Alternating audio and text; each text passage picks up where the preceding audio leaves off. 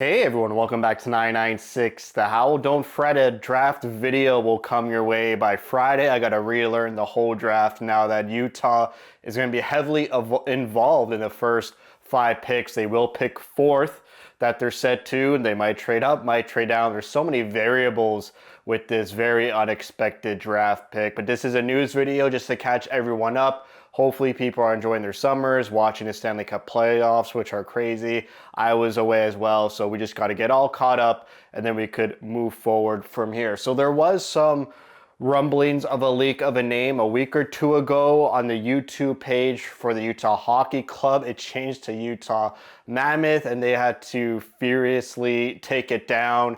I think it was down for a couple hours. Their YouTube page was back up, back to the Utah Hockey Club. A lot of people saying maybe a Utah employee made a mistake, which might be true, but it could have been a YouTube mistake on their end as well. Maybe they just didn't know that they wanted to wait to change the name and not change the name immediately. Obviously, Utah wants to secure that YouTube handle for Utah Mammoth if they do decide to go with that Utah Mammoth name, and all signs are pointing to Mammoth.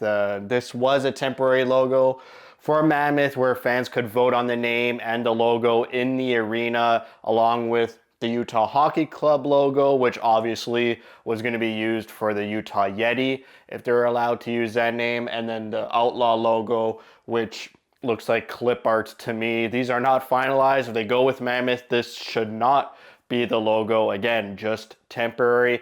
And then renovations are underway at the Delta Center. It's going to take about 2 off seasons. So at the end of this off season, the Delta Center still won't be full NHL capacity of their goal of 17,000.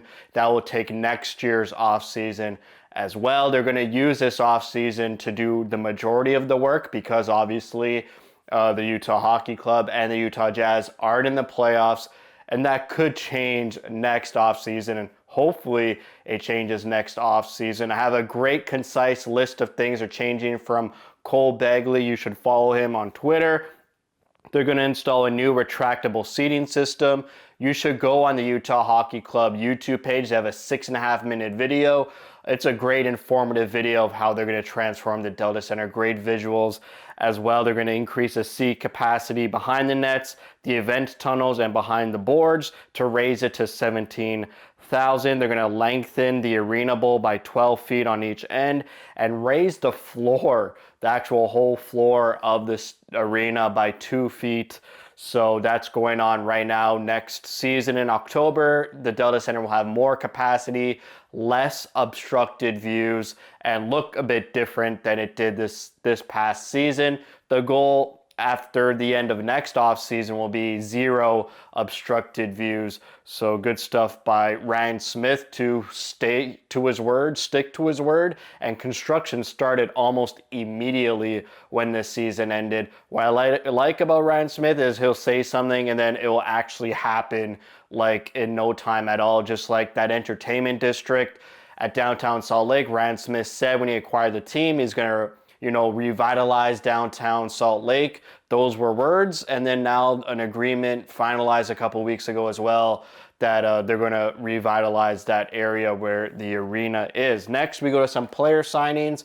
We know Jackson Stauber, goaltender for Tucson. He came up to Utah, played about 4 games or so, and he was a backup to Vialta with the Roadrunners. And we signed Michael Kunch, a player not previously in the organization. He is a free agent from Czechia. He is 24 years old, 6 foot tall, 187-pound winger. He had 35 points in 49 games played. They love picking players from Czechia. Bill Armstrong and his scouting staff, they have people there in Czechia. They usually get a free agent almost every year. Previous free agents, Kellerman, Patrick Kosh, a defenseman, and even Vamelka was a free agent from Czechia about 4 seasons ago when his NHL rights expired with the Nashville Predators, I believe. Going back to Stauber, it's 2-year contract, 2-way, which means if he plays with Tucson, He'll get paid a different salary than if he was up with the NHL club, which would be an NHL minimum salary. Same with Kunch, it's two-way. He'll get paid differently depending on where he plays. Vialta is signed for 1 more year, so it looks like we're going to have a goaltending tandem again with the Roadrunners of Stauber and Vialta.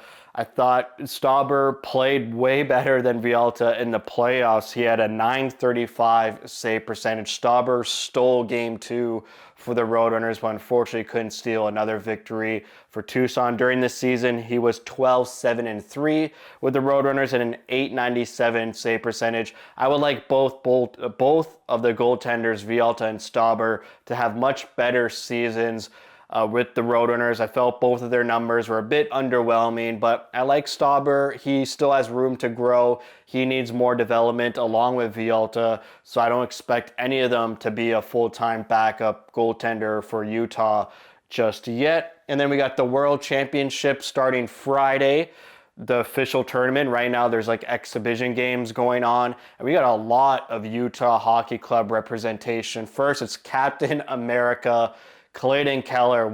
It's great to be rewarded by your team, by your organization, but to get that recognition on a national level from the USA staff, the general manager staff, the coaching staff, to choose Keller as the captain, it just adds to the accolades of Clayton Keller and the fact that he is a great player, he is elite, and this should give him even more confidence, not like he needed any more already. He is playing on a line with Cooley and Tage Thompson from Buffalo. They scored a goal or two in the exhibition matches. They look great, even for Cooley. His first time playing on a national stage at the World Championships. Hopefully it's his last. That would mean that Utah is in the playoffs and they're not allowed or not able to play in the championships tournament. But great for Cooley. Again, young player, get some confidence, play with some great players, be in that pressure cooker environment, and also learn to play in the middle of May to the end of May, because when you're in the playoffs, your season extends from April to the end of May, even to the end of June if you're in the Stanley Cup final. Josh Stone, also for Team USA, he's going to be put on a fourth line role. I'm pretty sure a couple videos ago I said maybe he'll play for Team Canada. I had to rack my brain because Shane Doan is Canadian, known him my whole life to be Canadian, but obviously when Shane Doan was playing in Arizona, he gave birth to Josh, so that makes Josh American. So that it's just funny and crazy to me how the dad is Canadian, but now Josh Stone is American, so he won't be playing on Team Canada like his dad, which, you know, it's just interesting and just another little angle to that father-son NHL relationship that is rare in the NHL, and just I love to see those storylines. And Kesselring is slotted in the second pair for Team USA. For Team Canada, we got Barrett Hayden making an appearance. Dylan Gunther was supposed to be on Team Canada, but there was reports that he's got a nagging injury, so he needs to recover from that and won't be playing in the tournament. And we got Vemelka for Czechia and Maximilian Zuber for Team Germany. That should be a very interesting tournament to watch, especially that Team USA team if you're a Utah Hockey Club fan. So that's it for me. Thank you for watching. If you like what you see, spread the word. And as always, thank you for your support.